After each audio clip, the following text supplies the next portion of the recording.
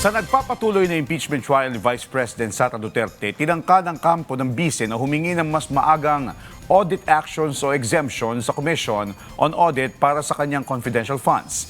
Ito'y hindi pinagbigyan ng COA matapos makakita ng mga pagkukulang sa mga isinumiteng dokumento. Yan ang report ni Vel Custodio. Pinatunayan ng testigo na si former COA ICFAO State Auditor Roderick Wamil na walang exemption sa pag-liquidate ng confidential funds ang isang opisyal o ahensya ng gobyerno kahit pa ang vice-presidente. Ang grant ba ng confidential funds ng isang presidente to a vice president, this president in particular, to the vice president, does it exempt the vice president for accounting for the use of that confidential funds under your joint circular? No po. Okay. So kailangan pa rin, sinasabi mo, na compliant, mag-comply. Yes. Opo, kailangan Hindi pa rin. lang ang Office of the President. Kung binigyan rin ng grant ang Department Secretary of Education, kailangan rin. Yes, ma'am. Bakit? Ano ba ang nature ng pondo na yan? Pera ba yan ng Presidente? Since ang confidential fund po ay public fund, so kailangan pong ma-properly account. So kailangan nilang i-liquidate properly and completely yung kanilang cash advances from the confidential fund. Bagamat hindi direktang humihingi na exemption para sa liquidation si Vice President Sara Duterte, sinubukan umanong hilingi ng Office of the Vice President at DepEd na mas magaan na audit actions ang ipataw sa kanilang confidential funds. Humiling ang ahensya na maglabas na lang na audit query sa halip na audit observation memorandum. Ni minsan ba humingi ang exemption sa inyo ang Vice Presidente sa audit ng kanyang confidential funds?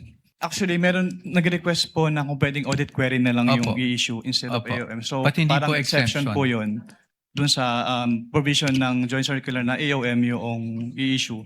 Paliwanag ni Wamil, walang ganitong audit action sa ilalim ng Joint Circular 2015-01 na nagtatakda ng mga alituntunin sa paggamit at pag-audit ng confidential funds. Dahil dito, hindi pinagbigyan ng COA Intelligence and Confidential Funds Audit Office ang hiling ng OVP at DepEd na maglabas pa rin ng AOM matapos makakita ng mga pagkukulang sa mga isinumiteng dokumento. Kinumpara naman ni House Trial Prosecutor at Bicol Saro Party List Representative Terry Ridon sa fertilizer scam at PDAF scam ang issue ng paggasta ng confidential funds sa OVP at DepEd.